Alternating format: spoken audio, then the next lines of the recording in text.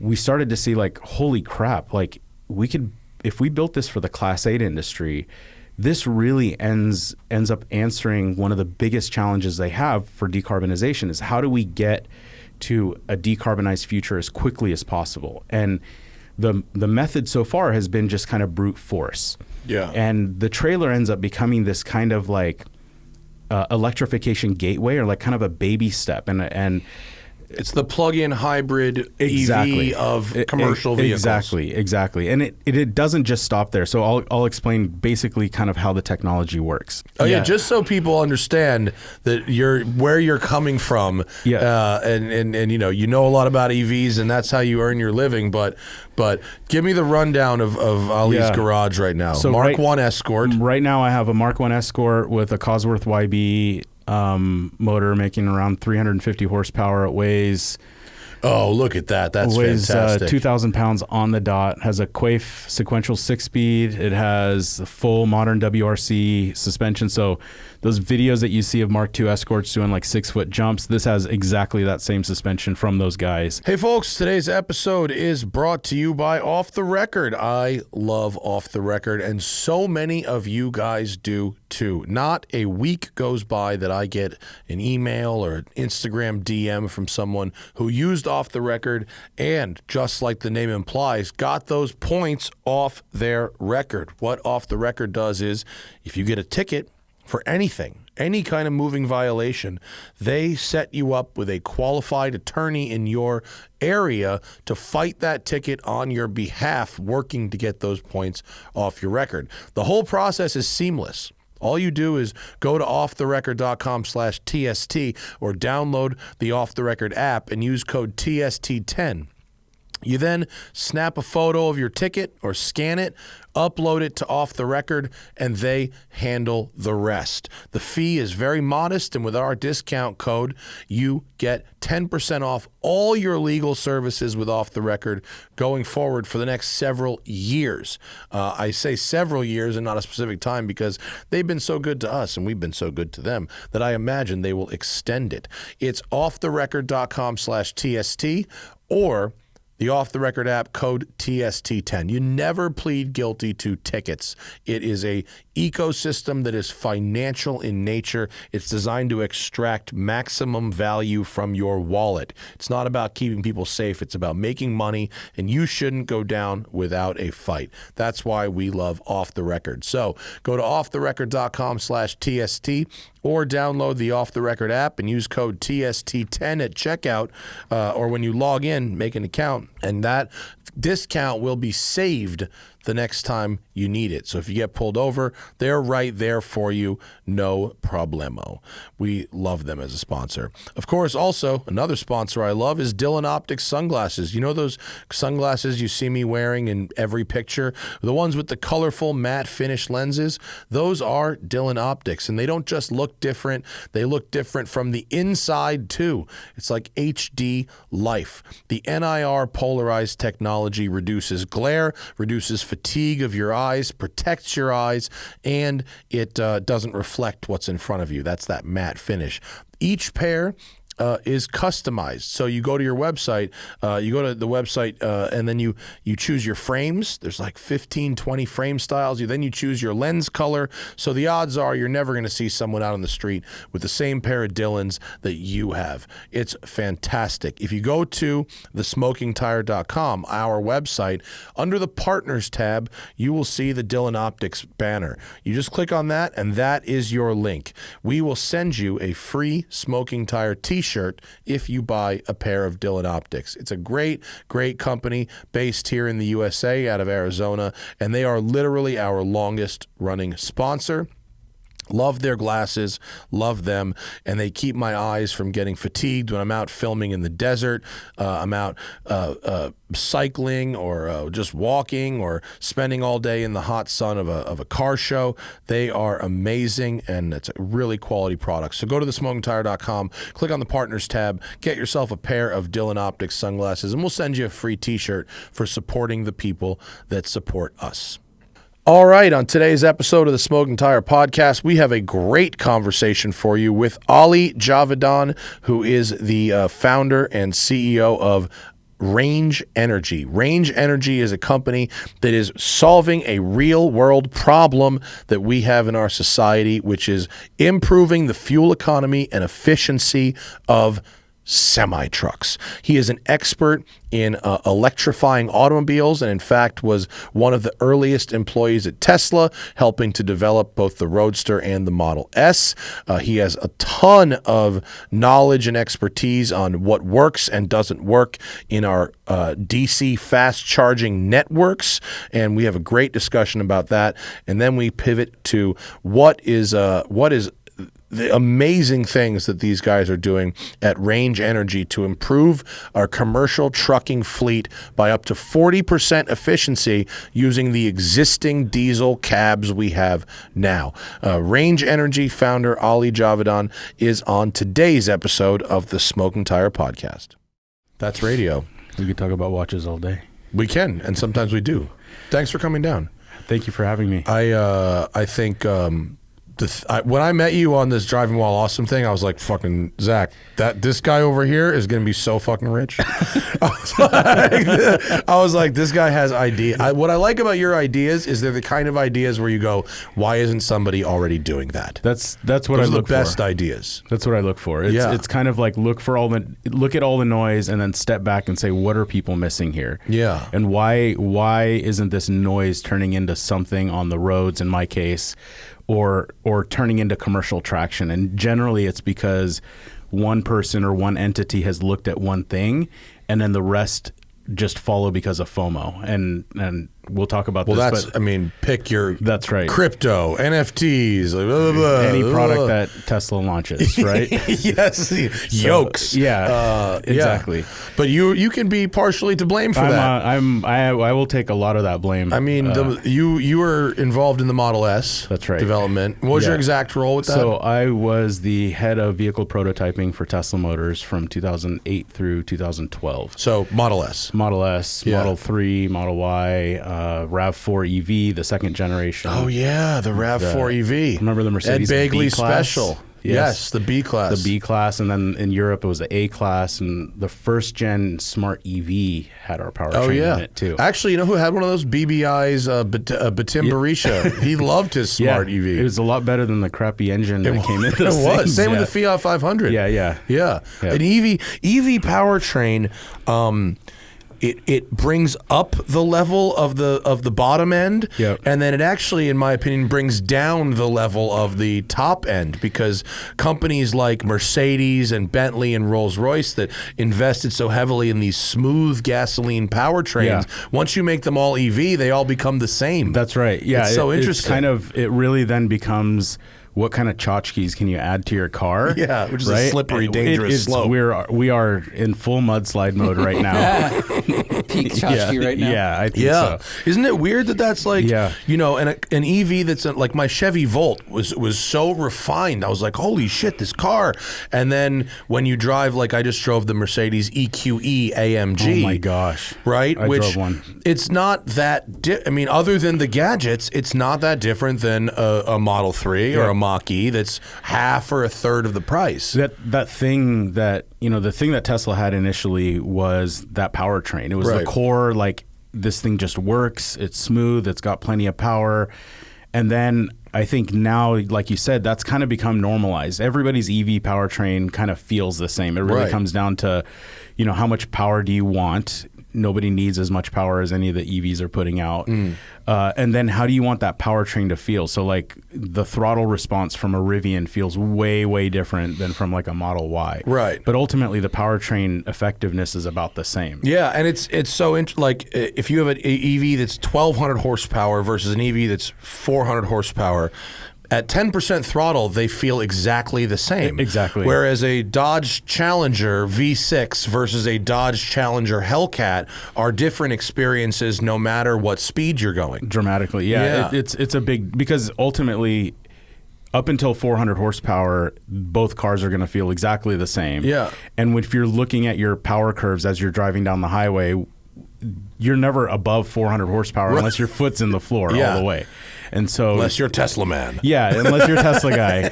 I mean, I can't even count how many times people in Teslas have tried to race me. I'm sure in your car as well. Yeah. You're like, I'm just trying to get in front of you, dude. Yeah. Like, I'm not trying to race you. Yeah, like, I'm getting off of this exit. Just stop. Yeah, exactly.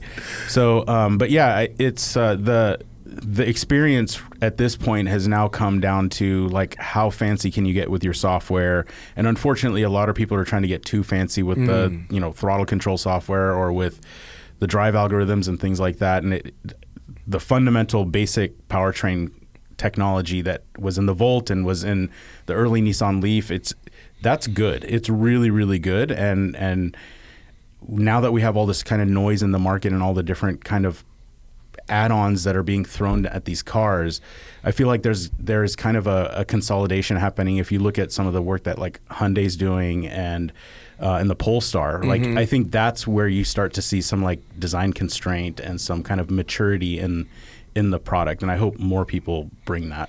Yeah. When I randomly went to a watch thing and Peter Rawlinson was there. Very nice man. Yep.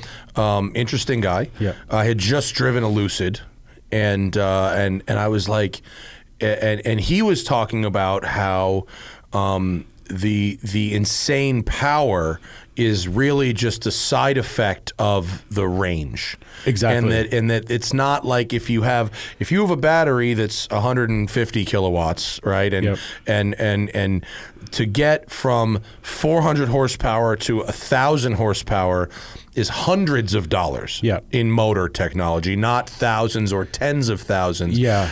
Why wouldn't you just do it? Yeah, I understand that philosophy. I know Peter very well, and I work very closely with him through the Model S development phases.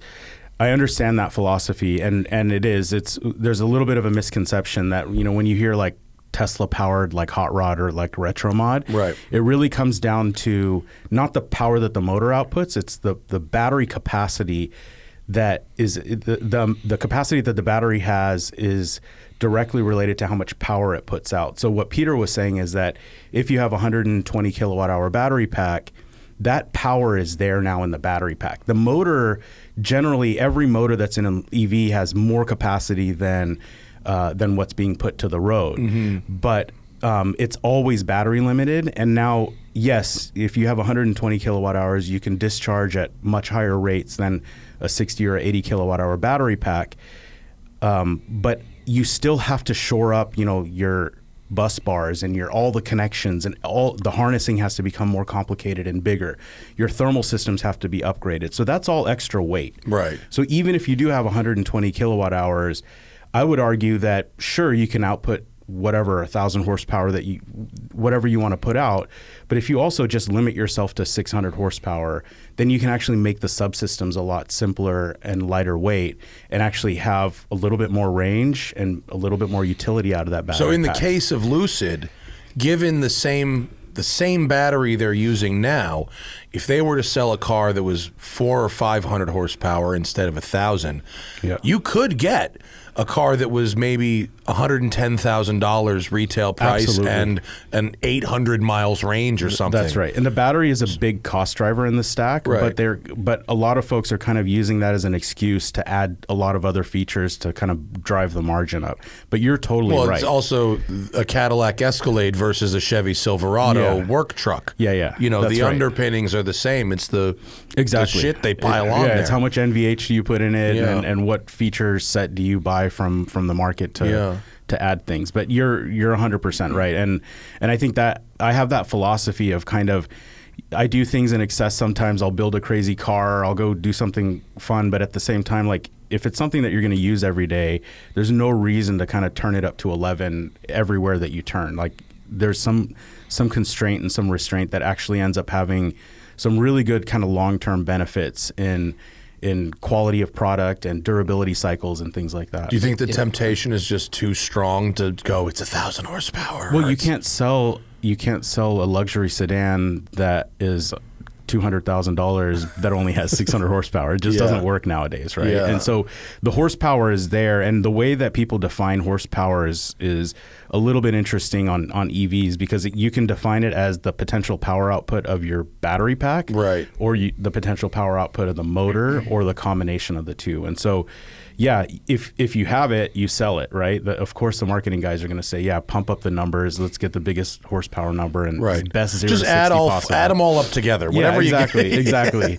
That's how you end up with someone who goes, yeah, well, it's got 2,500 horsepower. It's like, show me the math. Yeah, exactly. When you get the gear ratio and like all of this stuff. The Hummer's torque number was like 11,000, but it was a very creative math. Exactly. Yeah. So you can definitely I'm going to pick this part in the gear stack to report my horsepower number. It's like, wait, you still have a bunch of other stuff left. Yeah. If you understressed, if you took that 1,000 horsepower battery pack and motor and then understressed it to 600, could you then how much weight could you pull out by reducing some of those thermal things you have to deal with? It depends. I mean, it's not, I would say it's small, but not negligible. It depends on the systems that they use, but you can imagine, let's say, for example, the thermals and the power output are relatively linear. So if you're going to reduce the power output by, let's say, 20%, you can generally reduce your thermal capacity by around the same. The same amount. Depending on your durability cycles and how they define durability and things like that. But you can imagine, just thinking about through the stack, the heat exchangers can be smaller, which means now your frontal area could potentially be smaller. And so there's a bunch of this stuff that we would have to sit down and kind of model out what the real net benefit is. But it has a snowball effect. It does have a snowball effect, right? It relieves the engineering stress of developing and making things that can meet a 1,200 horsepower durability cycle, right, versus a 600 horsepower durability cycle. So now your engineering team can potentially release things faster because they have a relatively, a smaller bar to meet, right? And so you still want to deliver quality, but now that you have a bunch of horsepower, your steering knuckles have to be stronger and your wheels have to be a little bit heavier, and all of these other things have to kind of stack up to make you be able to ship this car and crash it and make sure that your customers at least stay happy for a little while. So going back to 2004, 5, 6, 7, what drew you to EV development as an industry? Yeah. So exactly in that time period, I was actually working with race teams, building race cars for Turner and Beamer World, and I was running motorsports at Dynan and building ground control suspension stuff and doing a bunch of stuff that we can sit here and talk about. I can hear when you were talking about that just a minute ago, I was like, God, that sounds like Steve Dynan talking a little bit. So that tracks. I worked for Steve for a little while. And so I spent a lot of my early career in automotive in racing, and that kind of helped me build this discipline and this is good enough, ship the product, all of that stuff. And so in around 2007, I started thinking about, I got to the point to where I was either going to need to move to Europe or Japan to continue my racing career, or North Carolina, or kind of get out of racing and try to find a job in automotive. And at that time, in the Bay Area, there was the Volkswagen ERL, which was their electronics research lab, and Daimler had like a little office here, and there wasn't anything else in the Bay Area. And so as I was trying to find jobs, one of my friends called and said, hey, there's this little startup. They're building an electric car out of a Lotus, and they don't have any kind of quote unquote car guys locally. They're using Lotus to help with the vehicle development. And so I came in a couple of nights to help refine the suspension of one of their prototypes that they had. Was it based on that? What was the pre-Lotus thing that they had? So this was after that. That was the it wasn't like a Zap, but it was like some weird something like thing that. like yeah, that. Yeah, it was made by AC Propulsion. Right. I forgot what it was called. He's yellow. Yeah, it looks kind of like that. One of those, the Berg Spider or something like that. Yeah. It looked like there's a lot of ways to die in one of those things. So actually, the first Tesla Roadster 1.0. If you remember, there was like Roadster 1.0, and then recall every car, change the battery pack out, then 1.5, and then 2.0 was all of the learnings from 1.0 and 1.5, and then kind of refine it. And underneath was the AC propulsion architecture was in 1.0 and 1.5, and then 2.0 went full Tesla architecture. So I joined. I was helping out in 2007 doing some suspension tuning and stuff on one of the prototypes, and then early 2008 I joined full time at Tesla, and at that point I started to kind of separate myself a little bit from motorsport. Still had a huge passion, always kept some kind of gas burning car somewhere, and really started to embrace this thought of like, what could alternative propulsion look like? And at that time, we were thinking, even before Tesla, we were thinking, okay, what's going to be the long-term solution? Is it going to be hydrogen fuel cells? Is it going to be range-extended EVs? Is it going to be pure electric? And at that time, we looked at this kind of progression of battery energy density, the cost curves, the safety implications of the different kinds of cell chemistries that were coming out. And in 2008, in 2007 and 2008 timeframe, Tesla decided to go full EV. So about a month and a half after I joined, Elon took over as CEO. This was like the crazy time where multiple rounds of layoffs and all of this stuff. And in 2008, I was tasked with... How many people were there? Multiple rounds? Was the company like 100 people? Yeah, it was a small company. Yeah. I think when I joined, it was a little over 200 or 300, and then a month after I joined, we had our first big round of layoffs, and then it kind of went back down to like 150 people or 200 people, and then as I started to work on the Model S, and we called it White Star back then, the entire company was tasked with shipping Roadster, because Roadster was the lifeline of the company, and then Elon was injected, or he came in to help raise the money for the next round of funding for the company, and Model S was going to be that thing that we used to raise the money and kind of keep the company alive. And so we very quickly formulated how we would build the Model S, and we the funny story is that we went to a Mercedes dealership. We knew we wanted something in between an E-Class and an S-Class, and the CLS had just come out at that time. And so if you look at the kind of profile of the CLS, and early days at Tesla, we had some help from Heinrich Fisker on the industrial design of the vehicle design before Franz took over everything. And so we knew kind of what the silhouette of the car would look like, something kind of like Aston Martin-ish a little bit like kind of the Jaguar flavor. So we went and got a car that was in that class that we knew how to modify, which was Mercedes. I had a bunch of Mercedes technicians, and my engineers knew how to hack the CAN bus of the Mercedes. So in 2008, we built the first ever Model S. That first show car, which was gray and it's now red in the Peterson, was built off a Mercedes CLS. And the rest was just kind of like crazy history. Like, we built the CLS, we built a second CLS and reskinned it into the Model S. So the first CLS was stayed a Mercedes looking thing. The second CLS turned into the first Model S. And then we took a pause, and from there we started building out cars off of real Model S bodies that we would have stamped for us. So yeah, it was, that whole time period was really focused on what does a sedan look like, what else, and this is a story that we'll kind of come back to, but what else has to be real for electric vehicles to get onto the road. Right. And that's where the Supercharger Network was, the concept of a Supercharger Network had come up, because we were having, and this is a little bit kind of, I think, information that's not too far out there, or too much out there. We were looking to work with the SAE and companies like Ford and Toyota to standardize a charging standard, to build a charging standard that everybody could use. And they were using the J1772 connector at the time. Well, that was what was being proposed by the SAE. But the problem was that the way they wanted to do it limited current and limited a bunch of different kind of power options. So it limited the ability to do both AC and DC charging on one connector. And a bunch of other things that kind of like ultimately diminish the user experience. Were they intentionally limiting it, or was it just their design and their specs wouldn't be able to handle where you guys wanted to go? There's arguments on both sides. So we did the engineering calculations on the SAE's 1772 standard at the time, and we saw that there was at least another 40% current that we could run through their standard, which was their conductor size, the platings that they require on the pins and stuff like that. We saw that they're dramatically undersizing how much current you could run through the 1772 connector. And our proposal was, well, let's bump it all the way up to kind of within 10 or 20%.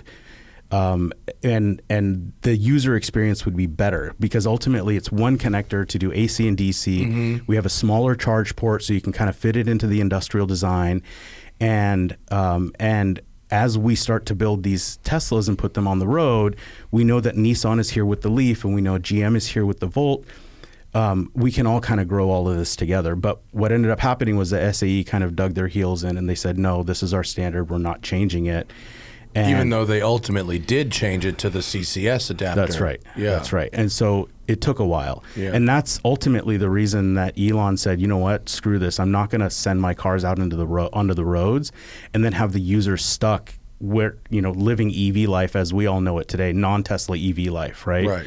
Where it's just, you don't know if the charger is going to work, because we also wanted to put data into the connector so that we could have real-time tracking of what chargers were up and down, because we knew the chargers ultimately were going to sit in like a Starbucks parking lot or something like that, and we wouldn't have control. We wouldn't have a tenant sitting there. And so we needed a way to communicate to the chargers to make sure that we could maintain serviceability, all the stuff that we complain about with non-Tesla chargers now. So that was a really interesting, and at the end of the day, the SAE wouldn't budge. Ford didn't really want to work with us on it. Toyota didn't really believe in EVs. I don't even know if they really still do right now. Yeah, their hybrid basket is full right now. Yeah, and so we just said we're going to have to build our own connector. Folks, got to take a quick ad break for Factor. I love Factor because they solve a problem I have in my life, being too busy not just to cook, but to eat. What happens in my life when I get very busy, as I do when I'm home and I'm not traveling? I got to pile everything up together, and I forget to cook healthy. I forget to order healthy. I don't have the time. I don't want to deal with it. And I wait too long to eat. I get super hungry. And then it's like, I got to order something. Now it's 45 minutes and now I'm really starving and I'm just going to like wolf food. It's awful. And if you're too busy to cook, if you're too busy to go to the grocery store and you don't want to deal with all the prep, Factor is here. They've got fresh, never frozen meals. They're ready in just 2 minutes. All you have to do is heat and enjoy, then go back outside and soak up that warm weather, head back to work, or enjoy that time with your family. They've got calorie conscious options ahead of summer. Calorie smart meals with around or less than 550 calories per serving. If you need an extra boost of energy or support your wellness goals this spring, they got the Protein Plus meals with 30 grams of protein or more per serving. They've got the smoothies ready to go. A little quick hit of protein and carbs before your workout with some fiber put in. Those strawberry banana smoothies or the mango smoothies, they are what's up. You want to cut your budget? Get Factor instead. Not only is Factor cheaper than takeout, but the meals are ready faster than restaurant delivery in just 2 minutes. It is great. This May, get Factor and enjoy clean eating without the hassle. Simply choose your meals and enjoy fresh, flavor-packed meals delivered directly to your door. It's ready in just 2 minutes, no prep, no mess. So head over to factormeals.com/tire40 and use code TIRE40 to get 40% off your first box of Factor. That's code TIRE40 at factormeals.com/tire40 to get 40% off your first box. And now back to the show. It's interesting. I mean, to go back there, when you explain it, like, it makes sense. You know, if no one wants to work with you, like, what else are you going to do? But it's like, now fast forward to 2023. It's a little bit of a different story. It's now. a different story, and it's like, it sucks because in order to have that good experience with charging, you have to use this private network. Yep. But if you really want to improve the experience for everybody, the fact that the network is private is bad. That's right. You know, it's and like, the catch-22 is that if you expand the network to everybody, then the experience to your primary customer becomes worse. Right. Right. And so that's the challenge that Tesla's in now. And I can tell you, with high confidence that Tesla wants to open their charging network, and we wanted to open the charging network to all EVs from the very beginning. But the tension was that if we were to open the charging network to all of the EVs, we would have to build so much more capacity than what we need for our own customers. That, like, what's that balance there? How much do we invest in making other people's customers happy at the sacrifice of our own customers? Because, well, does that imply that there is no money to be made on other types of vehicles if you're going to sell them charging? Right? Isn't that the implication? Because you got to make it is, right? It is. But if your mentality is that my primary source of income is not going to be on charging, it's going to be on selling vehicles, which is now different. Back then, it was we have to sell vehicles to stay alive. And now it's like, what can we sell as a service or as power or Starlink or whatever to keep the lights on while we keep shipping these cars that are actually a lot harder to make money on than we thought. So ultimately, it started out like, we want to build this charging network for our customers, and we need to figure out a way eventually to make this charging network available to other people. And then that part kind of, everything else blew up so quick that the making it available to other folks just kind of fell off to the side. And now in Europe, they're forcing the the network to become available to other folks.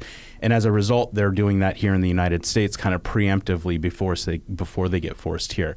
And I think if Tesla can do it effectively, yes, it's going to be obnoxiously priced energy. It's going to be almost as much as gasoline or maybe more in some cases. Right, because if they force them to make it available, they're not fixing the price. That's right. Yeah. And and Tesla will Tesla will make the non-Tesla owners pay for their development and upgrade costs, which is what they're already doing in Europe. I've spoken to people in Europe, and they're like, yeah, it's available, but it's like literally as much as gas. Exactly. Yeah.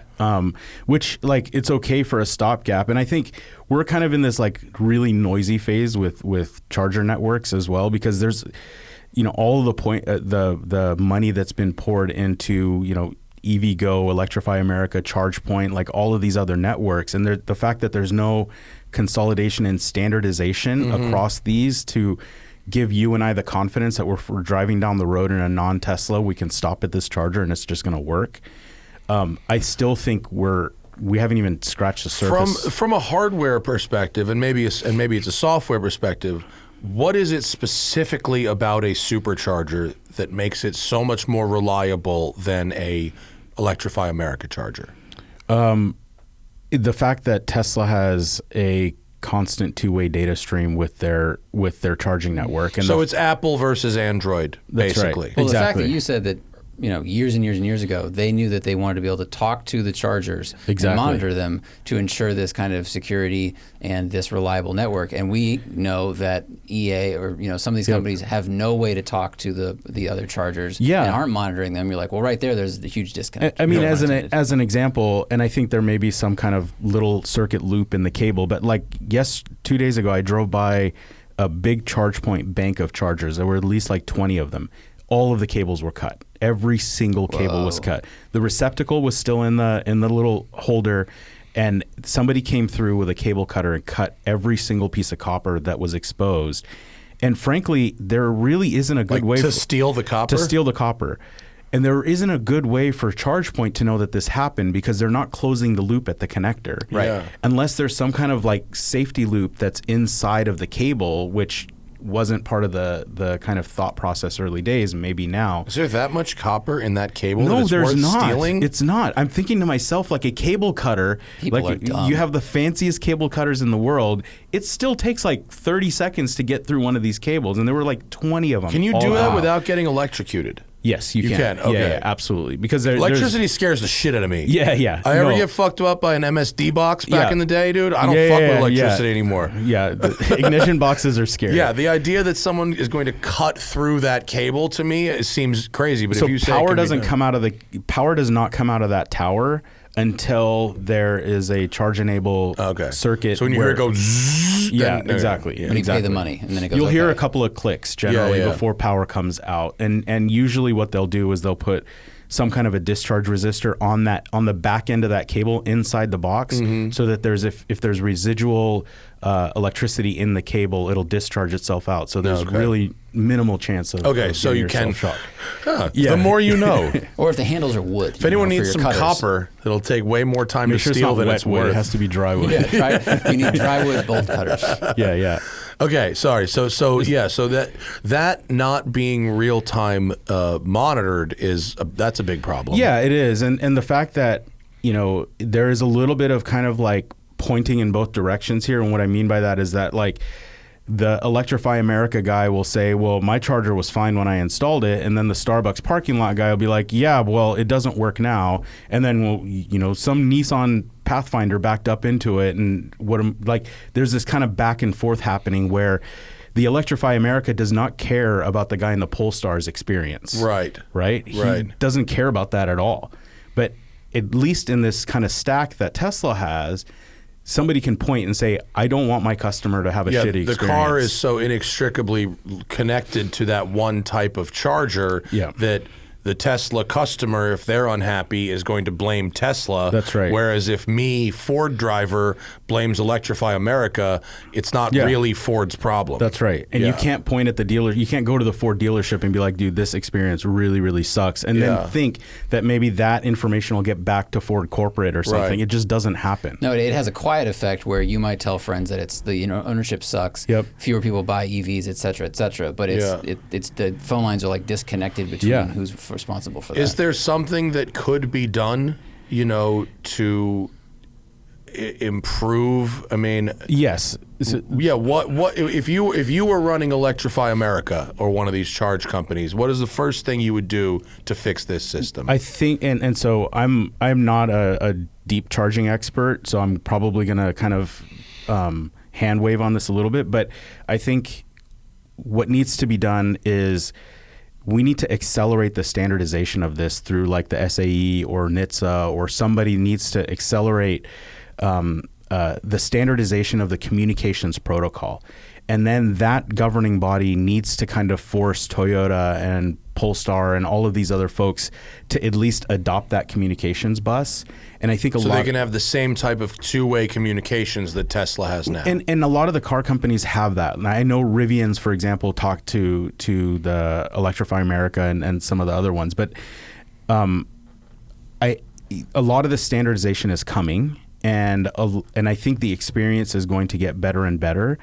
But the OEMs have to sign up to be part of making it better. Like there has to be some kind of vested interest and like some kind of bite when you buy a Rivian and you pull up to an Electrify or an EV Go or whatever, and it just doesn't communicate, it doesn't charge, and you've used 4 credit cards and like nothing's working. Well, that's the craziest thing to me is in my experience, and I think other people have mirrored this, is that it's not the flowing of the current into the vehicle that is the issue. It's like real basic shit that's been solved already. Yeah. Like a fucking credit card swiper will work at a gas pump for 20 years. You're telling me it doesn't work in this brand new... Yeah, it works in the shitty fucking vending machine down on the street corner that's been like spit on every day. Like you can't make a credit card reader work? Like what the fuck? It's I think there's just that... So much has been kind of forced into existence in that industry that this is kind of what I'm getting, like that consolidation phase needs to happen, where a few of the really good players that really get it need to kind of take over from the noise and just create a clear path. But they really need some kind of guidance from the regulatory bodies, because ultimately they're just rolling blind and they don't know at the end of the day what ISO or SAE is going to come back and say, you know what, in Germany, this is what they're doing, and now the rest of the world should do this too. Right. So ultimately, it's, the OEMs are waiting for a standard to happen, but not generally trying to push it. And the standard folks are a little bit ill-informed of what consumer behaviors really are. And so it'll happen. It's just going to be way longer than any of us want it to be. Do you think we're too far removed from the development of the automobile and what finding gas was like for the first 10 or 15 years? Yeah. And that it's a pretty similar parallel? I think Yes, and Like Bertha Benz was buying fucking gas at a drugstore for fuck's sake. You know, that's right. And it's like, give me that turpentine over there, the clearest one. Yeah. We went to Zach and I went to Thailand for a vacation, and we rented mopeds. Yep. And you would literally buy a liter of gas in a liquor bottle from a dude with a cart on the side of the fucking road. That's rad. Yeah, that would be awesome. You know, I mean, there is an element of that, but also we're in 2023 and it shouldn't be this hard. Right, because it's not the hard things that are fucking up. It's actually more often than not pretty straightforward stuff. Yeah. If an ATM can communicate with the mothership, like, why can't you read my goddamn credit card at this giant computer that's a pump? I mean, the fact that I have to even just tap my phone to like a charge point and it just doesn't connect over Bluetooth, doesn't show up or whatever. Like, it should just, you know, why isn't there a Bluetooth module at, you know, for the car to communicate with the charger that it just pulled up to? Well, there's no standard for that yet. Right. And if we build some of these standards in, then it just starts to happen. And like I said, it's going to happen. But like the standard you're talking, would it be similar to like the OBD2 standard? Exactly. Right? So they basically the community gets together with guidance from this, you know, standardization bodies like the SAE or ISO. And they say, this is the architecture on which we want to communicate. This is what the net effect should be. You guys go. And then whatever you build has to kind of work through this map. And it has to be on OBD2. These signals have to be exposed. This has to be your system latency. And we need to be able to plug, you know, this kind of a scanner into it, and it communicates. And so those things are coming. And you know, I think we still have a lot of pain to get through to get to that point. Yeah. I feel it. We have at the shop, we have a Model Y and we have a Rivian, and definitely you can feel the difference between when you say, oh, I'm going to take a Rivian on a road trip versus a Model Y on the road trip. It's like, it's you choose your frustration. Do you want like a shit can rattle box, or do you want a nice car? This with one's a crappy, really much more solidly built while you're waiting for the charger to work. Exactly. So I love Rivians. I think they're made so well. I'm so impressed by what they've done from a quality standpoint. I agree. But I remember charging the press truck we had in Malibu. Something about, and maybe you could help me understand this. The length of the charge cables at the DC fast charger and the placement of where they were versus how you could. I had to park the Rivian at like a 60-degree angle across like a bush. I've done that to get the charge port to reach the thing. It's the Rivian charge location. That's another thing that should be standardized. By the way, is the charge port location, because there have been so many times where I had to park the Rivian in the adjacent charge connector. And then just sit there to apologize to people that are like, why are you taking up 2 charging spots? Like, sorry. Yeah. There's a maximum length of that cable? Yeah, the DC cable, right? Because there's a ton of current going through that cable and it gets hot. And generally those cables, especially the faster ones, have water jackets on the inside. And so there's only so long you can kind of make it and still not have a super hot setup. So all these challenges, you know, are DC fast charging challenges, right? The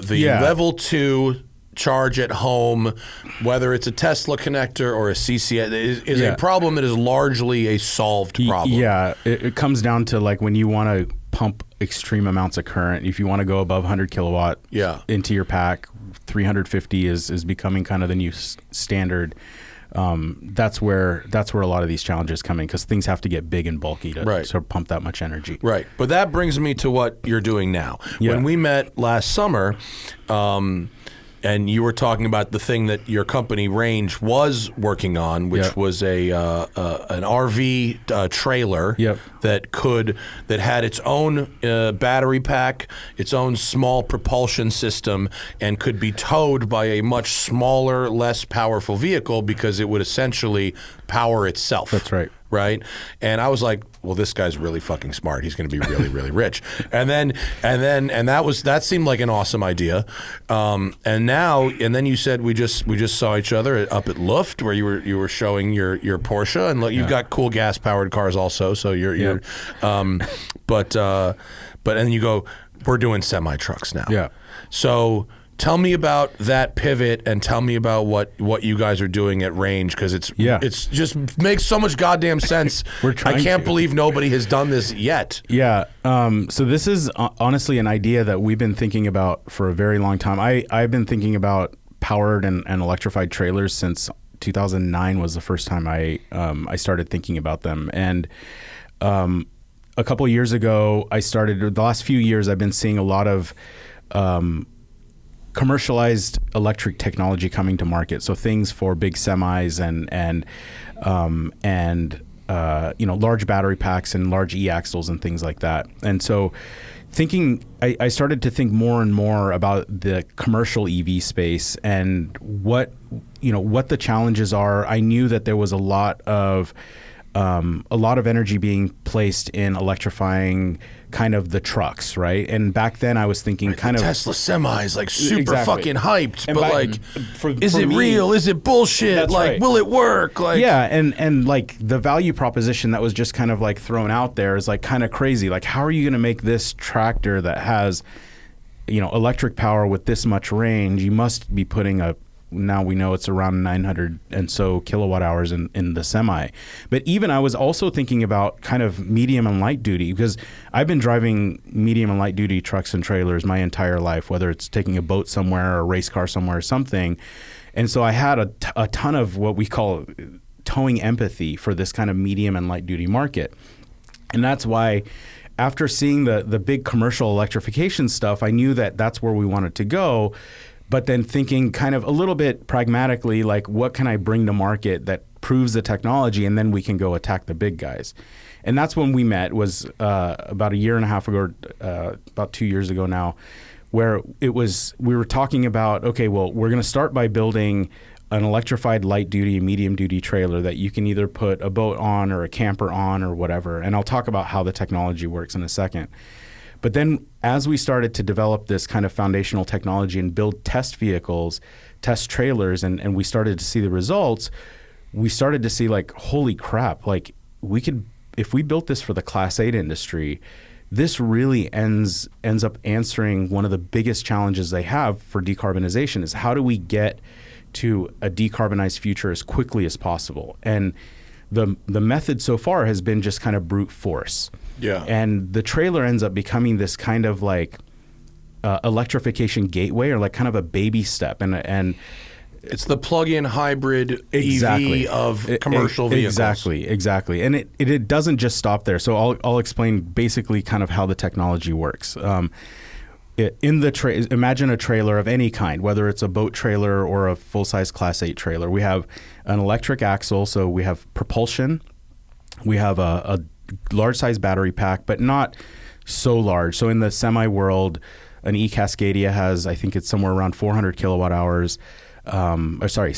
600 kilowatt hours. The Tesla, and that's the tractor, right? An e-Cascadia is a tractor. Yes. Yeah, okay. And then the and is that used for long haul or local? No, they're only using local. Those are around 200 mile range. Okay. And then the Tesla Semi, which has a claimed 500 mile fully loaded range, has somewhere around 900 kilowatt hours, which is like, to put it in perspective, a Model S has 100 kilowatt hours. It's a ridiculously huge battery pack, right?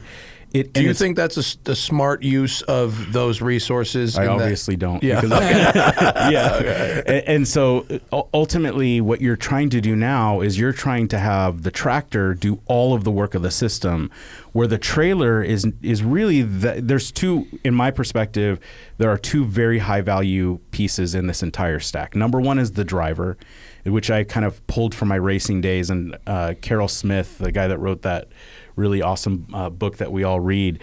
When I was in college, I got to meet him, and he got to tell me, or he told me that the most important thing to do as a race driver is make the driver feel comfortable and confident. That's your job. The driver will tell you if they need more grip in one corner, or if they're understeering or oversteering. Your focus is on the driver. And so I bring that here. So the driver is super, super important in the stack, but then also the trailer is, because the trailer is the box that's moving huge. things, right? Yeah. It's the actual thing that's doing the work of moving things back and forth. So how can we deliver or develop a system that electrifies the trailer, but also gains confidence for the driver? And if you've ever driven a truck and trailer, you know that it's just like one of our guys says, it's high stakes boredom, right? And you're just like, That's also what you call using full self-driving. that's right. Well, that's a little bit. I would add anxiety plus boredom, but the high stakes boredom part of this is that, like, you know, when you're driving a full load or an empty load, any kind of trailer, you feel that there's something that could take that trailer and whip it around and cause major chaos all over the place. Yeah. But then when you electrify the trailer, and we have this information now with miles on the road, you feel like you're always in control of that stack, because anytime you go to accelerate, you don't get that bucking feeling. When you go to decelerate, the trailer's doing a lot of work to put the energy back into regen. And so it ends up kind of removing this layer of anxiety from the driver while doing all of this work. And the net result is that we get 41% better fuel economy just by hooking one of our trailers up to the existing, a regular ass tractor, with your 1976 Peterbilt or your 2022 Freightliner regular Cascadia. What does that mean in real numbers? What is that like? What is I don't fucking know. What's the fuel economy of a semi truck? So of right a good now, one? a really so some of these like truckers that do a lot of really good work on efficiency, they're getting somewhere between 9, 10. Some of them are getting like 11 miles per gallon. Better than I thought, actually. Exactly. I'm actually kind of impressed. Typical is somewhere around 8 to 9 miles per gallon. So, for example, when we turn our trailer off on a brand new e-Cascadia and we go over Pacheco Pass, we're getting somewhere around 8 to 9 miles per gallon average. When we turn the trailer back on, we get somewhere around 13 to 14 miles per gallon going over the hill. It's a very, very big deal. Different. Yeah. So I never explained how the whole system works. So we just had the diagram up. Oh, Zach. rad. Will you put that back up? The diagram. There it is. So essentially, the e-axle is what's doing the propulsion. The battery pack is what's managing and storing the energy. And then the real trick that we have is that we are measuring the forces in real time at the kingpin. The kingpin is the mechanical connection between the tractor and the trailer. It's like a trailer ball kind of in our world. And so it gets moved forward under braking. It gets moved. It doesn't back move. No, I mean that's pressure. Right. It applies exactly. pressure. Excuse me. So it's that the kingpin stays stationary, and we're basically monitoring the forces that are being brought into the system. And then when we make inferences on whether the car is turning or going straight, accelerating, going up a hill, going down a hill, decelerating, and we can and then we send that information back to our system, and the system makes in real time a decision on whether or not to apply torque in positive or negative direction. And the net result is then we can actually make the trailer functionally disappear from behind the tractor. It's amazing. It's pretty cool. And the cool thing is this similar to like trains where you've got a diesel loco towing these giant trains versus like a passenger commuter train that's it's connected to wires. That's right. But every car has drive wheels and stuff That's like right. that. And I believe that distributing the drive across not only the tractor but back to the trailer ends up giving you much more opportunity to recuperate energy. And it's the same philosophy of, a dual motor Model S has more range than a single motor Model S. And that's because there's a second axle to reclaim some of that energy that used to be lost in the brakes. And so we have... That's interesting. Why does a dual motor Mach-E have less range than my rear wheel drive one? That's a good question. I don't know. It's rated as less. I don't know why. That may be something that has to do with how they wrote the drive algorithms and the charge algorithms and stuff like that. Tangent. But essentially, what we're doing now, because we have an e-axle in the trailer, we're taking what would have been lost thermal energy by applying the brakes, and we're putting that right back into the battery pack. And one of the cool net benefits is that even if you leave the depot without charging, this becomes a big deal. If you leave the depot without charging, it's 10 to 15% better fuel economy just because we built a mild through-the-road hybrid. And what would have been lost as thermal energy in the brakes is now back into the battery pack as chemical potential energy.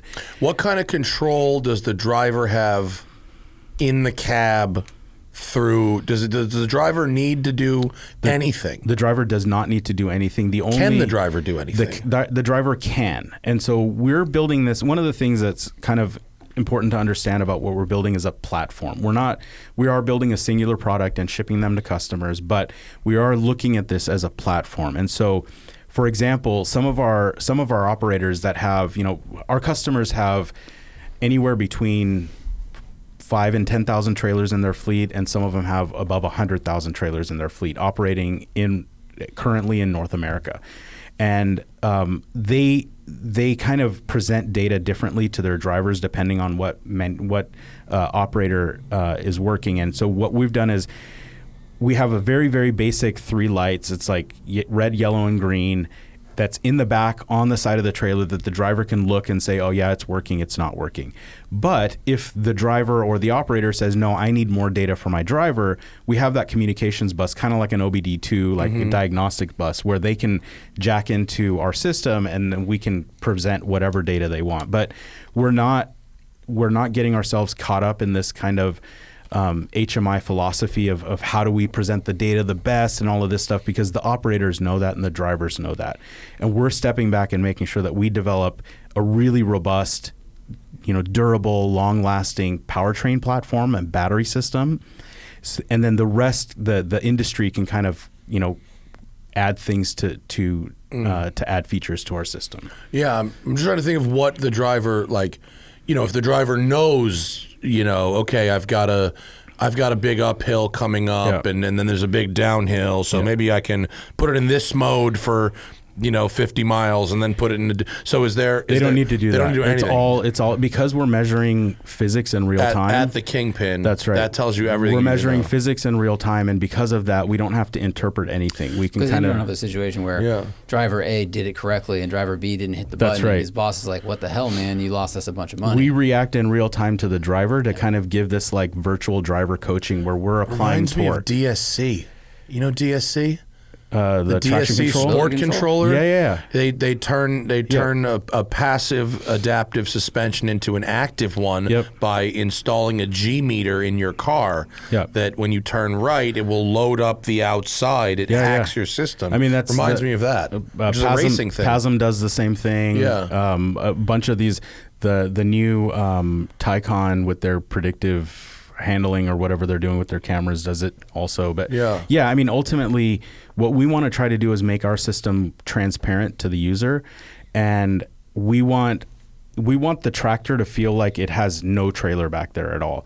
Although there is a little bit of a nuance that we're trying to work on tuning. We're only a year into this specific version of this project, or less than a year. What we're trying to tune in is we always want the driver to know that there's a presence of a trailer when there is a trailer, right? They have to have that kind of mental awareness. But how much load do we allow in the kingpin while we're assisting? And we're realizing that we can actually allow a decent amount of load so that the driver feels the trailer, but maintain that reduction in energy consumption based on how we deliver torque and regen for the system. Has this basically created a traction control system for trailers? Do trailers have traction control, or are they very passive with air brakes? So the trailers all have ABS now. Okay. It's a brand new trailers that you buy. They come with ABS. The majority of them still run on air brakes, but there is a migration now towards electric calipers on disc brakes for the tractors. So they can control each wheel or each axle? They are not thinking about that quite yet, and there is a possibility. I mean, it's obviously on their kind of product roadmap, but right now they're just looking at electric actuation so that they can slowly eliminate the air system from all of these tractors, because the new electric tractors don't need air at all, and for their brakes they have strong enough power to deliver the servo energy to the brakes, and so. We're not making any safety claims quite yet, because I believe that the safety claims that we will be able to make will be pretty tremendous, because not only can we work with the ABS system to make the system safer, but we can actually add the functionality. Exactly. Extra, we can add the functionality of stability control, low friction surface drive, traction control. All of that stuff will be. Can the motor torque vector? on the trailer, or is it just a one direct drive? The current axle that we have in our first series of vehicles that we're bringing out to the public is a single motor driving both. But when we get to a point to where we have more sophisticated braking systems, then absolutely we'll be able to do individual torque control. And we have our medium duty demonstrator that we have actually has 2 hub motors, and we can do full differential torque on the 2. And if you guys come out and visit sometime, we have this demo where you have a 6,000-pound trailer that you're moving around like it's on an air hockey table because it has I was full going to say, control. could you use this motor in conjunction with a Kingpin sort of wheel stand to just push these things around money, like that's it's our money demo. Yeah. So you basically essentially like it's on a pallet jack. That's right. Yeah. Exactly like that. Because now what we do is we put it in what we call shopping cart mode or creep mode, and it takes the loads that it's reading and kind of scales it way down to human scale. And we have a little clip-on attachment that just clips onto the Kingpin, and then you just move this entire trailer around. Dude, being able to move trailers around a yard without a truck, that's like crazy. We now don't. We used to have this fancy like hookup thing to our forklift that had a ball on it and like move the trailers around like you see in most yards. Now we just go turn the thing on and grab the end of the trailer and walk it to wherever we want. It's so rad. Crazy. That's really cool. It's really cool. Does this system work better for long haul or urban trucking, or is it same difference? It depends on. So the operations are really interesting. It will work on long haul. Our system right now is scaled with about 200 kilowatt hours of energy. We wanted to make sure we didn't put so much energy that it becomes difficult to charge overnight, or if you can bring DC charging to your loading dock, we can actually charge while the trailer is being loaded and unloaded. So we're totally transparent to your operations. But that's putting DC in these trucking depots is that's going to be an enormous problem, right? So trenching and building a lot a quarter mile away from the building and putting a bunch of chargers out there becomes a very, very big deal. Yeah. The buildings oftentimes have the power that we would need. Because they're running like 2,000 amps That's or whatever. right, because they're shore powered off the dock anyways. Right. And so we can actually leverage the power that's at the dock and simply install the DC charging hardware or the AC charging interface, and we can actually charge while you're loading and unloading the trailer, which ends up being this huge deal for them because now most of these yards are landlocked. They can't expand their footprint. And now you're saying, okay, take room away from your customer goods to build this charging network. Now your tractors can only go 200 miles, by the way. They can't go 400.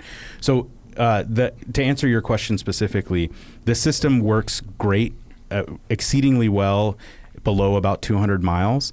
And that's where you get your 40 to 50% better fuel economy. It's 41% on a mixed highway driving cycle, and then 48% on a city cycle at lower speeds. Right. But if you expand that to long haul, let's say we have one customer that wants to do 400-mile runs. And what we can do is we can actually change the drive algorithms. In that case, for over-the-road trucking, we change the drive algorithms to provide, let's say, 60% propulsion instead of 100% propulsion. And now you can go that 400 miles and your 41% then becomes, let's say, 35%. Still substantial. I mean, just to kind of give you a sense of scale, the entire kind of autonomy world in trucking right now is saying if everything goes well, you'll get around 10 to 15% better fuel economy. And if you think about the push for autonomy in trucking, and the net result being that it's 10 to 15%. And you have to invent something that doesn't exist in order to do it. Exactly. That's the big thing. For us is like, what's the physics risk? Not really any physics risk. It's really about system integration, quality, reliability, durability. Those things are become our risk. But like everything you have already exists. Everything we have already exists. The only thing that we are creating here, inventing, is the system itself, the system safety, and then and basically the how we end up manufacturing these boxes and everything that kind of goes into it. Which it's not like how do we eliminate people? It's like we've got batteries, we've got motors, 100%. We've got cables. And what's funny is that like some of these customers, some of the biggest spenders in autonomy, these are folks that have spent a lot of money working on making their trucking fleet autonomous, still tell me that they don't expect drivers out of these trucks for 25 years. Right? Because they're like, we don't even know how to trust this system. And it's true. Like, I think it's a little bit foolish to think that you're going to build an autonomous system and then the next 5 to 10 years drivers are going to be out of jobs. That's not going to happen. That's not going to happen for a very long time. And so we need to kind of come to reality that the driver is the most critical piece in this stack. Let's make their life better, not make them feel like, oh, my job's going away in the next 5 to 10 years, because it's not. What happens if you connect your trailer to an electric semi? It's really, really cool. This is another fun benefit, is that we essentially double the range of most electric semis out there. Wow. And so double. So if you have an e-Cascadia that gets about 200 miles range, realistically about 170 miles, we can get 300, 350, in some cases double all the way 400-mile range. That's serious. Which a big deal, because these folks have just spent, cost basis for a regular diesel fully loaded sleeper Cascadia is $197,000 delivered to your door. The e-Cascadia with no sleeper, short cab is $470,000 with like a 3 to 4 year wait list. And so now imagine the folks that have just spent millions of dollars on a fleet of electric tractors that are starting to show up today, and then they're finding out that they can't do that 220-mile route. They can only do the 170-mile route because they don't want to get into that kind of buffer zone of like low miles. And so we end up expanding the utility, and a lot of these folks that have this 250 or 200 or 300-mile kind of radius that they operate in now can use our trailer with their electric semis and actually deliver their goods in this kind of quote-unquote zero emissions fashion. That's pretty cool. Yeah. But you're using these are still huge batteries. I mean, a 200 kilowatt hour battery is still very, very big. It is by regular people's standards. By passenger car standards, it is a big battery pack. Yeah. So how do we, if we're going to, this is hugely important stuff. Like, what can we do now to reduce our emissions now, starting with the dirtiest shit on the road? That's right. Like, I get it. But like, one of the things that is a concern for me and maybe some other people is like, how do we make sure in America that we aren't doing the thing we always do and just outsourcing our filth to other places we don't have to look at? Yeah. So the battery becomes, and we struggled with, do we go bigger than 200, less than 200? 200 is kind of this like sweet spot that gets us the power output that we need. Remember, power is directly linear to the battery capacity you have on board. And so I would say through the lens of the passenger cars, it is the biggest battery pack aside from the Hummer EV. Yeah. But if you think about, we are a landmark of automotive achievement. Right, that's really. right. Yeah. That we call that the pinnacle of something.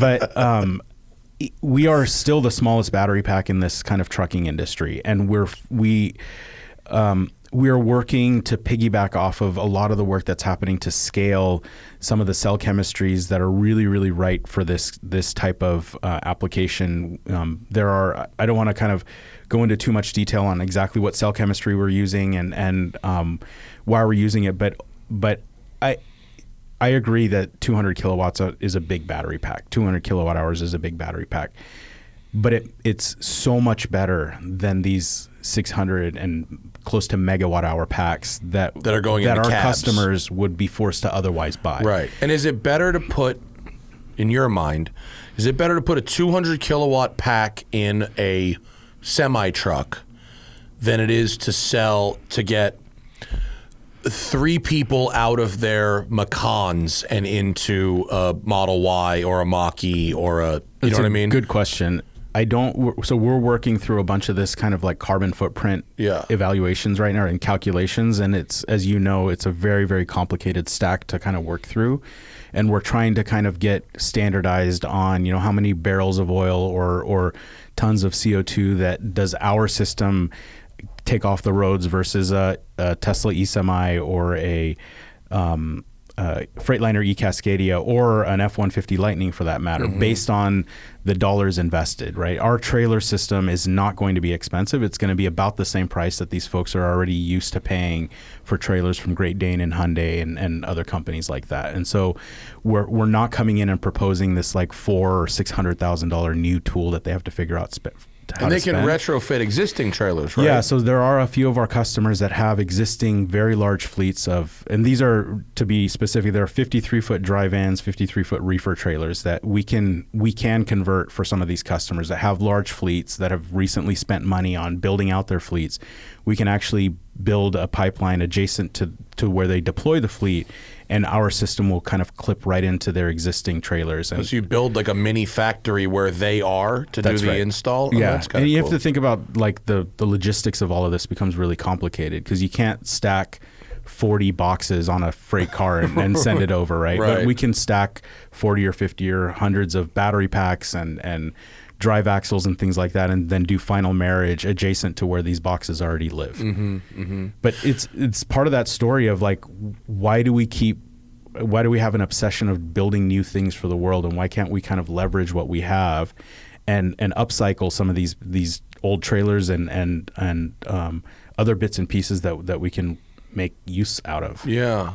What do you I've heard about hydrogen when it comes to trucking. Yeah. Do you guys discuss that at all, or does it not seem like a real feasible opportunity? I think there are going to be specific routes and specific kind of operations where a hydrogen fuel cell makes sense. It's not going to be my personal opinion is that 20 years from now, we're not going to be talking about hydrogen trucks. We're going to be talking about electric trucks with some new fancy cell chemistry that somebody invented that all of a sudden, increases energy density or something like that. And it's not going to be a switch function either. It's going to be kind of stepping our way up. But I think hydrogen can fill a decent gap on some specific applications. But when you're talking about mobility and, the electrical infrastructure on our roadways kind of sucks, but it's there.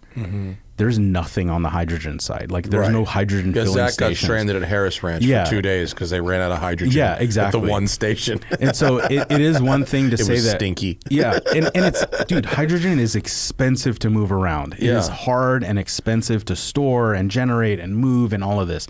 And so yes, maybe there's like somebody comes up with a small hydrogen generation plant that's the size of a whatever Chevy Tahoe or something that they park in a parking lot, and then they can generate hydrogen somehow. But ultimately, we're developing this technology to work on electric, gas, hydrogen, whatever alternative fuels folks come up with. It's just additive to all of this stuff. And we did that very, very specifically because we can't predict the future. And we don't know what our roadways are going to look like 5 or 10 years from now, but we know that our trailers are going to be behind these tractors. Yeah. Do you think, you read a lot about some of these Silicon Valley guys and the long-termism, right? And it's the future of humanity and fucking colonizing Mars and all this shit. And you're like, what about like we could fix some of the problems like today using things that we've already got, and we don't actually need to remove drivers from cars. We don't actually, and it's there's a lot more pragmatic kind of things we can be doing. Yeah, I spent a good part of my recent career kind of helping shore up some of these kind of utopian thoughts and like, and I think that you're 100% right that it's really good to have that vision, but you have to figure out how do we baby step our way to that vision and not just kind of force it into existence. And there's a certain, I would say, and forgive me to all my friends, a certain kind of level of arrogance that folks like myself and all of these kind of like Silicon Valley folks have had in the past that are just like, wow, look at this really cool thing we can do. And I think we can make that industry better over there. Okay, everybody attack. Yeah. Like, and then the folks in the industry are like, wait a second. Like the used car industry, right? Like Carvana comes in and like ruins the dealership network, and like a bunch of other stuff happens, and now the dealers are all basically like, what's going to happen to me in the next 5 years? Right. So I think we're trying to take a different approach, and we're looking at, yes, what's important for 20 years from now, but also what can we do now? We have to do something now. It's the same. I mean, it's the same thing in passenger cars. I think this sort of forced adoption mentality. Yep. It sounds great for a politician to say that shit. I'm gonna be the guy who cleans the air in LA, but like, actually, until this infrastructure thing is sorted, like a 40, 50 mile plug-in hybrid, it would increase the average fuel economy of every car on the road by multiples of 3, 4, or 5 in some cases. Yeah. I drove a Volt for 3 years, and I got an average of like 270 miles a gallon or something. It's definitely, I think the consumerism plays a big piece into this of like, well, you know, if I'm going to buy something alternative fuels and eventually I'm going to buy an electric car, I'll just go buy one now, right? But I think we get caught up in the product and forget about the kind of pragmatism of the using the product. And I mean, it's kind of typical stuff, right? Like we had iPhones before the touchscreen technology was any good, and we're complaining for a long time, and it's still kind of shitty, I guess. But it's, anyways, yeah. Yeah. It's really interesting. I mean, when you were like, oh yeah, put the battery underneath the space that's already vacant on this trailer. That's right. Like, yeah, it's just like, oh yeah, that makes fucking sense. We'll just do that. The other thing that's really cool is that because we're only doing 200 kilowatt hours, and I know it's a big pack, but it's still only 200 kilowatt hours, and we don't have a 900 kilowatt hour pack, you have to remember that the more range the tractor has, the more payload has to come out of the box to fit the batteries in the tractor. Because this system has an 80,000, in some cases an 82,000 pound maximum allowance over the road. And so now if your tractor went from weighing, let's say, 18,000 pounds to now 35,000 pounds, and that has to come out of the box. Right. And so now you're not getting your sodas to 7-Eleven anymore. How does your battery affect that? Where our total net impact is 4,000 pounds. Okay. And if you think about a certainly less 50,000 or 60,000 pound loaded trailer, it's a relatively small percentage. And that doesn't include any of the potential electric allowances that we're getting for, you know, if you have an electric vehicle, you get a 2,000 pound allowance. So you're only really impacting your load by 2,000 pounds. And by the way, that's why all the photos that you see of the Tesla Semi are with a Frito-Lay trailer and not a Pepsi trailer. Because bags of air bags of air are pretty low. Yeah. And so we're paying very, very close attention to the amount of payload that we end up taking out of the box.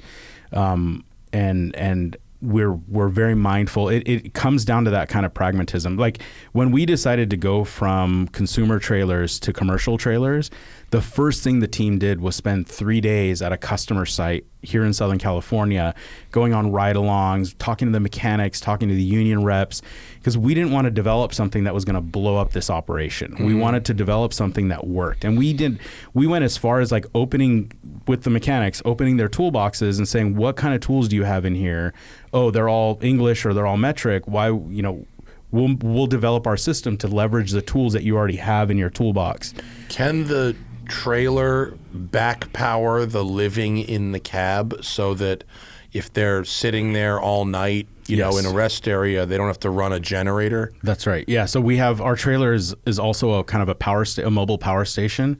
There are some applications where we're looking at putting a lot of energy in the trailer, but that's for like disaster recovery and other things. But at the very basic, this 200 kilowatt hour architecture can absolutely power the ancillaries on your trailer, or on your tractor and on the trailer. If a lot of folks are looking at automating the roll-up doors and adding cameras and other sensors and telemetry to the trailers, but the power architecture has never existed on these trailers. Yeah. And so people are talking about building little battery Lift packs gates and like all whatever. of this stuff. Yeah. Now that our power architecture is there, we've exposed the ability to get either 12 volts, 48 volts, or high voltage, whatever you need, on the trailer to power either a tractor overnight or other ancillary components. And what about solar tiles on the roofs? Yeah, so that's another thing. So there are some specific applications that we're looking at adding solar, and we can actually generate a decent amount of solar on the roof of the trailer, especially if you're in Phoenix or whatever. Yeah, we have to be a little bit mindful of the weight that we're adding, and then also the fact that these trailers get beat the hell up a lot. They run under trees and branches are scraping over the top and like all of this stuff. So we are talking to a couple of customers very specifically about adding solar to the tops of their boxes for the reasons that they need, but it's all built into the architecture. Yeah. The business and environmental case is obvious. Like, okay, shift to commercial because you could sell someone 1,000 or 10,000 or 100,000 rather than one. But are you guys? The idea that I could tow a car or a boat or something with pick a half ton instead of a Super Duty and or and that's whatever. Happening. Yeah, I mean that wasn't a bad idea either. We will get there, and the thought that now you can. I mean, there's so many other benefits on the consumer side as well. If we talk about that for just a second, like for example, if you think about a boat trailer. If you have a new electric boat, this really cool new e-Nautiques or the Air Nautiques, it's $400,000 for the electric wakeboard boat.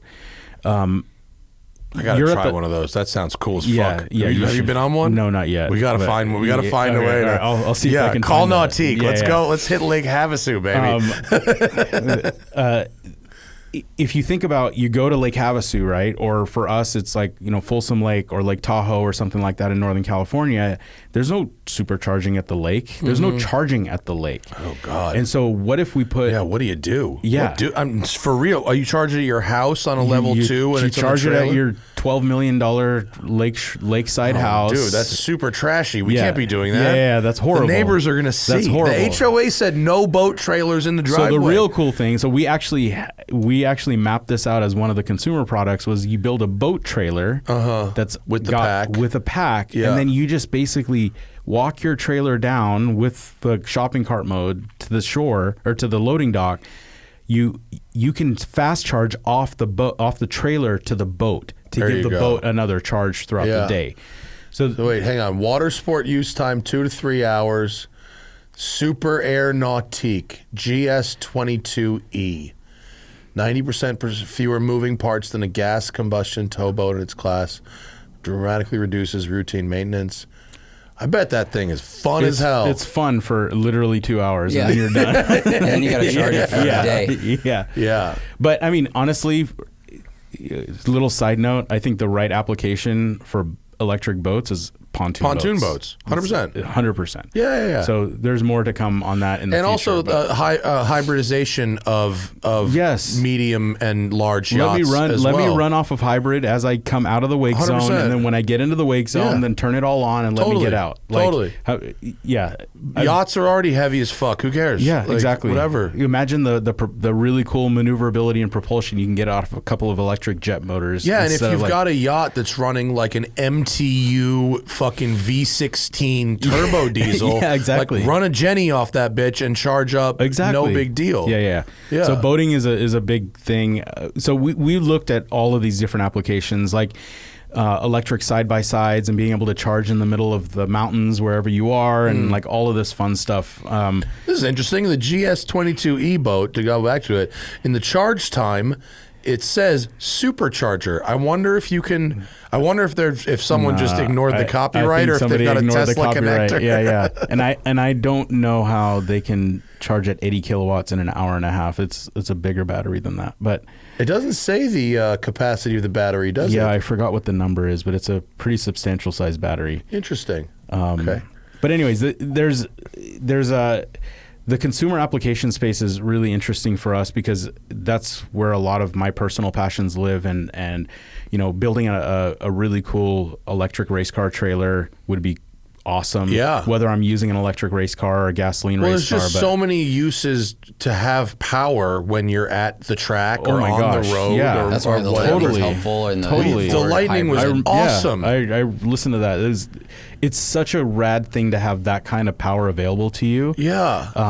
And we converted. We had an Airstream when we were thinking about electric, consumer trailers. We had an Airstream that we bought that we converted to all lithium, and we put like 25 kilowatt hours in it and did a bunch of stuff. And it was pretty cool as like this standalone power station. We're just like, just plug into the Airstream. Yeah. And in our demo this week at the Advanced Clean Technologies Expo in Anaheim, all of our TVs, sound system, the catering, hot plates, like all of that is powered off of our trailers. Yeah. So and we're all in a parking lot, no generators whirling, nothing, and everything is just powered right off of our trailers, which is really, really cool. It is really amazing to have that.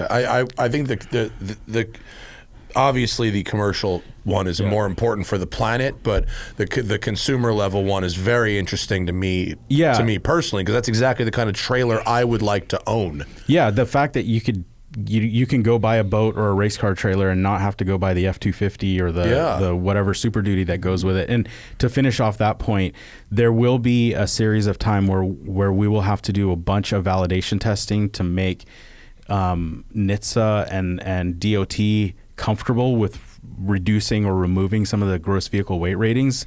It will take a different type of a trailer, but it's already in our plan, and we have the architecture for it, and I can talk to you about it after this. But it's coming. It's coming, Yeah. and I'm pretty excited about that. I'm going to be in the market for a trailer in the next 2 years. I'll put you on the list. Yes. Do we have some Patreon stuff? This is, such interesting stuff. And of course, if you want to ask questions of our guests, patreon.com/The Smoking Tire Podcast. You can get the live show and ask questions. You can get the show without ads. You can get the show early. And you can even get extra shows if you are a patron. I'll say I'm a patron, and it's worth it. Thanks. Are you? Yeah. Nice. Ryan Morris says, my fleet is 400 tractors and 5,000 trailers. Most of our long-range van fleet is drop and hook trailers that sit for 3 to 5 days. I assume losses will be minimal. And what is the effect of gross vehicle weight comparable to a reefer? I think you already mentioned gross vehicle weight, right? Yeah, there's a few questions in here. So there's this really interesting thing where there are some operations that have 10 to 15 trailers per every tractor, like Tesla, and then there are some operations like some of the food and beverage distributors where it's a lot closer to 1-to-1 tractors and trailers. So we're initially focused on the customers that have closer to a 1-to-1 mix until we kind of get some consumer miles or some miles on the road with our customers. We can then start to look at some of these different types of fleets, like the one that Ryan was talking about, to understand exactly how we slot our technology into those fleets. So it is a real thing, but we also think that we can because the trailer is a lot more flexible and a lot seen as a less of a critical asset than the tractor is on the yards. When you distribute the energy across all of your trailers, you actually gain a bunch of flexibility on your yards, because then you can pick this trailer up for short haul, zero emission run within the city of Los Angeles or something like that. And then when you do over the road, then you kind of, you pick the right trailer. So the losses will be minimal if they're sitting for a very long time. GVWR is one of those things that's kind of TBD depending on the quality of our technology, which I have high confidence in. And the costing is comparable to a reefer. So, and his last question is supply chain. Trailers continue to be back ordered. Is this being built in other factories? You already mentioned that with a big order that you could go to them and assemble on site. So we're looking. So we are working with all the big trailer manufacturers that you may know to integrate our technology into their pipeline, but we also have this option to take this existing install fleet and electrify 5,000 trailers is a lot. That's a bunch. 5,000 is a pretty big number. It's a big number. Yeah. Also, wow, another one from Ryan. Well, this guy's in the industry, so he knows the right questions to ask. Thank you, Ryan. Could the trailer assist be factored into the EPA revisions on phase 2 and 3, i.e. allowing non-compliant tractors to be grandfathered in when pulling a range trailer? Oh, I guess certain tractors are getting so over the last several years, right? Over the last several years, a lot of these operations have been kind of pushed into or forced into buying modern diesel tractors, newer ones, because they have better emissions. Wasn't this what the dude was just talking about? Byron's friend Nick owns some dump trucks. Yeah. And he works in Georgia, but a lot of people come over to California to buy these trucks that are no longer allowed to be registered here. Like little miles. So I guess the non-regulatory answer is absolutely yes, but there's a lot of regulation to be worked through, and I'm not sure. I'm not sure exactly how that's going to go, but I can say that the regulatory bodies and the governing bodies are very excited about the technology that that we're Sure they producing. are. James Cowley says, could powered trailers use a sort of pedal assist ability to help reduce fuel consumption and strain on the tow vehicle's drivetrain? I think we've already answered that as a yes. Alternatively, could it be used to increase the towing capacity of a tow vehicle? Yes. Yeah. Yeah, eventually we will get there. We have a lot of testing and confidence to build in the industry, but we will get there. Yeah.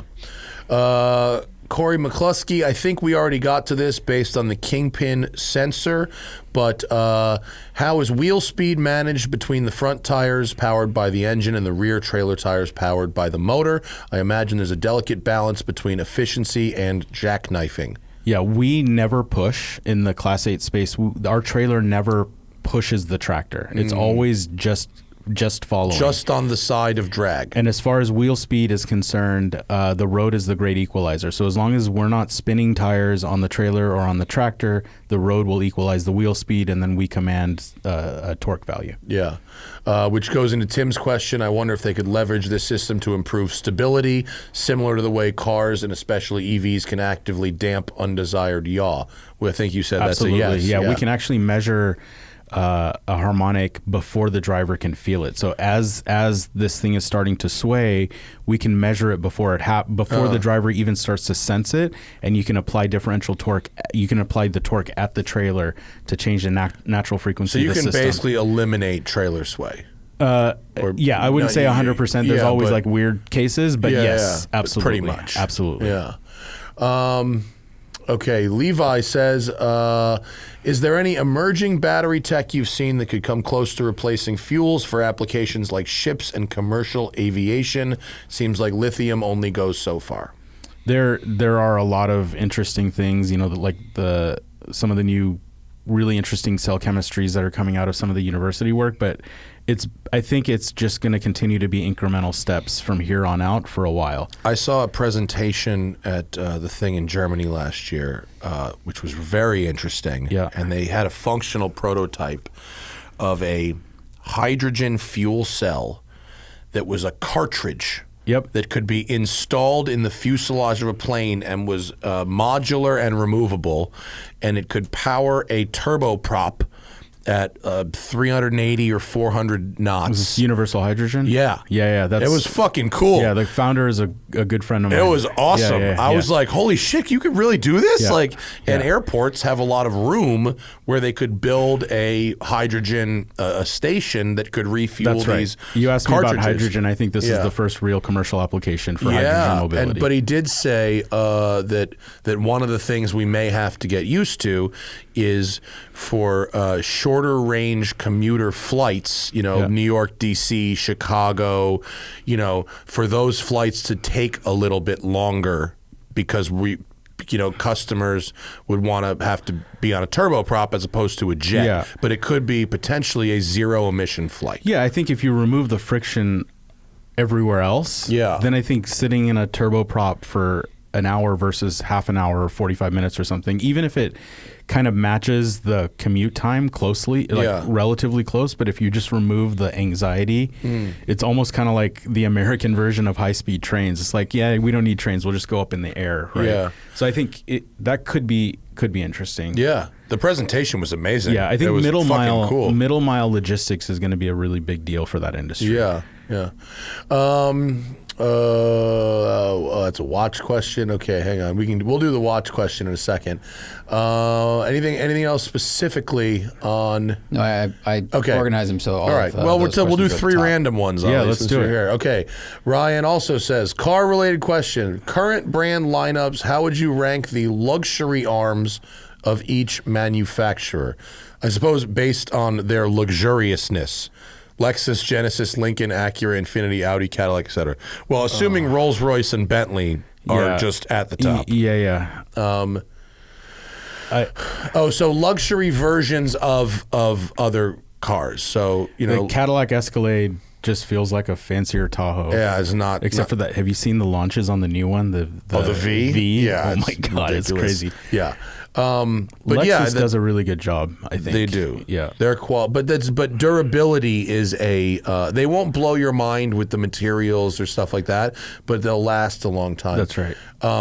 I think Acura does a great job. Yep. Their biggest problem is that modern Hondas are actually quite nice. That's right. In most ways. Yeah, we were just talking about the Civic Type R versus the Acura. Yeah. And there's Acura needs to step it up on the luxury side, I think. We just saw the Integra Type S at Long Beach Grand Prix. It looks very nice. It does look like a nice car, and I think it'll come in at the right price too. I mean, Audi is really excellent at their interiors and their tech, and they really don't share much of anything with the Volkswagen cars other than the A3. Audi's, I think, doing a really, really great job. It's not my style, but it's definitely really. It's always Audi ever since I think the A4 in the late 90s just been kind of killing it. Yeah. And I think Lincoln actually makes very nice cars, but the problem is who continues to buy them. Nobody. They keep getting, the first people that buy them are like livery drivers, which totally ruins the appeal of them as a luxury product. Did you read the Bob Lutz book? Yeah. And where he said that his map for all the GM brands were like Pontiac should have become the rear-wheel drive, like hot rod, like outlaw part of GM.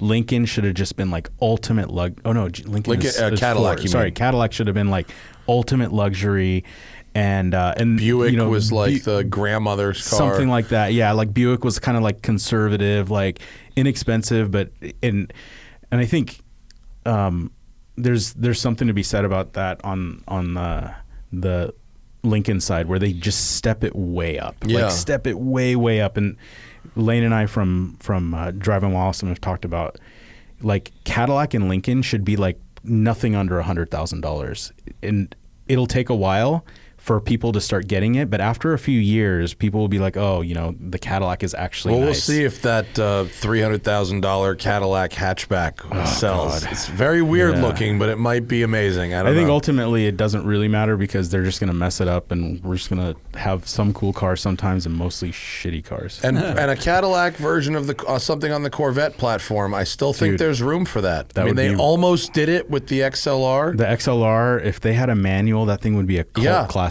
right now. Yeah. They were right there. Yeah, they were right there. So literally. Close. Yeah. They were so close. I'm surprised there's not a big like manual swap thing for that.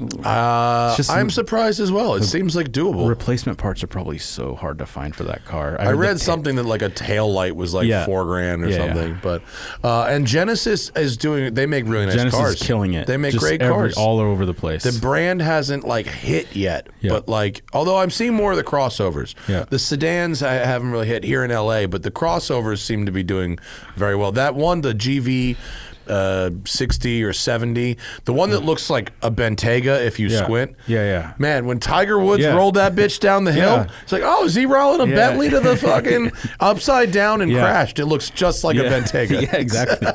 No, they're doing a good job too. All right, IH Cheese has a watch question. I want to get a watch for my girlfriend as a birthday present. I mentioned the Baby G, meaning the G-Shock. She liked the pastel blue digital. I also like it, but for women's watches under 500. Limited selection for women's watches under 500. I'd go to Seiko. I always say Seiko. You go vintage Seiko too. Yeah, you can get like a Seiko. You could probably Cocktail Time or Alpinist. Yeah, any of like the Seiko 5 line. Yeah. And I wouldn't be like, my wife has always been about like feminine looking watches. She has a 32 millimeter Rolex.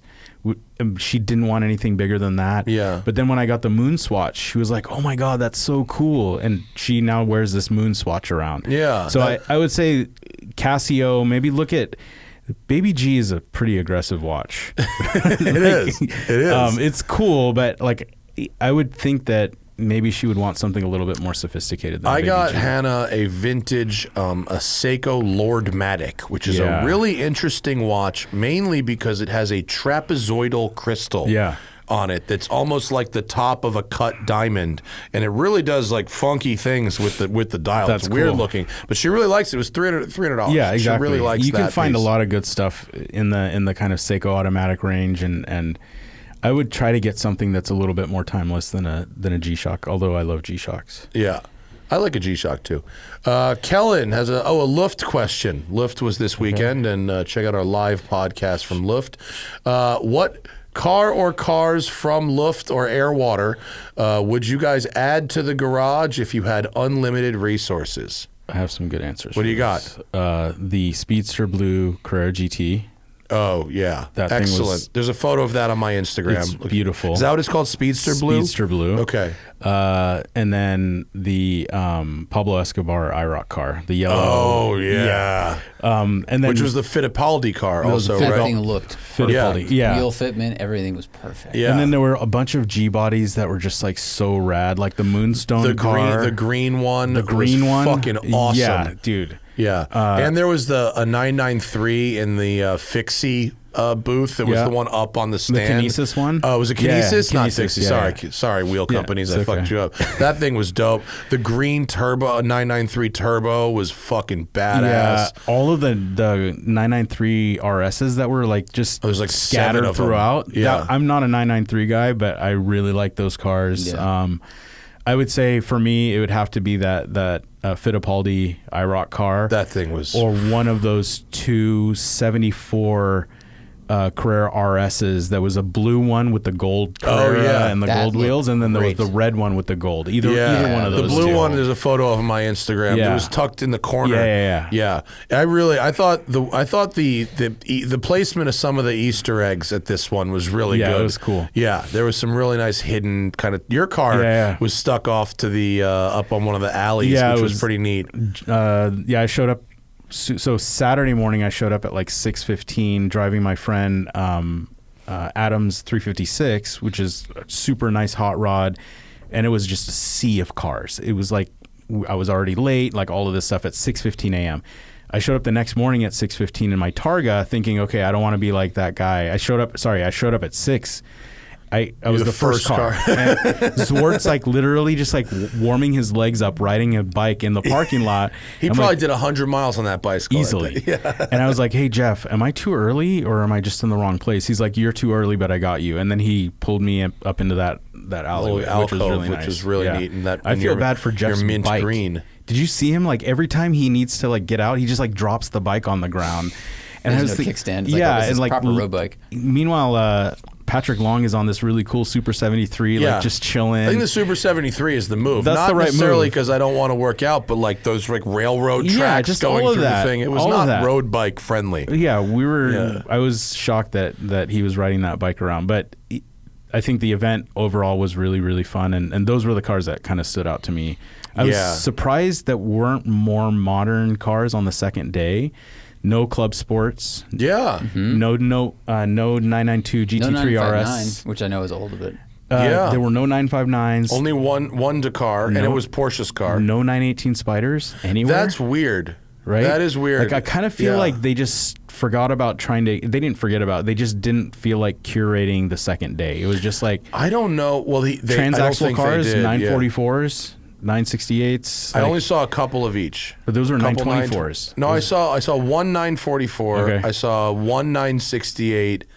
No, two. One was a convertible. One was a coupe. But And then two 991.2 Speedsters, but put in the line of just all the regular cars. yeah, Like, well, he told me that they weren't going to do as much curation Yeah. in the second one. They said it was more like a lightly curated Cars and Coffee. I like So the vibe of the second day better, though. Pat told me that if Less padded. they may separate them by a week Yeah. next time and give themselves the breathing room to do a little more curation. I would almost say that Luft should kind of go the direction of Quail, pump the prices of the car entries up, get really, really good stuff, and then the next day let everybody in. Yeah. So it's like a same kind of weekend situation where you could build kind of like a little bit of like a lit weekend or something out of it. Mm-hmm. The first day is like, a little bit upscale, less cars, just really, really high quality stuff, and then the second day would be just I dump it all liked it. in. There was some stuff on the first day that was not necessarily really expensive, Yep. but was still cool because that's, I think, a really important part of Totally. the gathering in the group is the inclusivity if you have a cool idea. Yeah. Yeah. Scott Vogler says front windshield tint opinions. Don't do Zero. it. Zero. Just stop. The answer Scott, is zero. I just looked this stop. up after I read It's this illegal question. in all 50 states. illegal. It's very dumb because it gets dark at night. But you can get 0% ceramic tint. Sorry, 100% ceramic tint for your windshield. Yep. Lets all the light in, but blocks the UV and all that shit if you want to. But it still makes your windshield a little bit wavy. I put that on my Targa, and I was like, take it off. Yeah. Take it off. Yeah, My M3 came with it. I didn't put it on, and I fucking hate it. Yeah. Really? No. Yeah. Your car has it? I hate it. Yeah. Okay. Yeah. I will not be ordering. It's not good.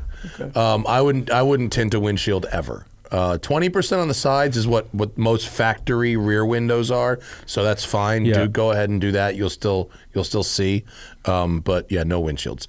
Last one. I don't know about this. James Cowley says the smoking tire seems like a perfect fit as a sponsor or race team for Ken Block's Gymkhana Grid. Race team. Race team maybe, but like I don't know how much money that costs, but I promise it's more than we have. I can't understand how sponsorships do very much good, but yeah, I think Gymkhana Grid is awesome. Yeah. I was actually talking to Scotto yesterday. I ran into him. I'm gonna try to enter my Mark 1 Escort. Oh, cool! In the Gymkhana Grid. Yeah, and so. Just so people understand that where you're coming from, and you know a lot about EVs, and that's how you earn your living. But give me the rundown of Ali's garage right now. So Mark 1 Escort. Right now, I have a Mark 1 Escort with a Cosworth YB motor, making around 350 horsepower. It weighs. Oh, look at that! That's fantastic. 2,000 pounds on the dot. Has a Quaife sequential 6-speed. It has a full modern WRC suspension. So those videos that you see of Mark II Escorts doing like 6-foot jumps, this has exactly that same suspension from those guys. Cool. So it's a pretty dialed car. It is British and it is old, so it's always something obnoxious is breaking on it.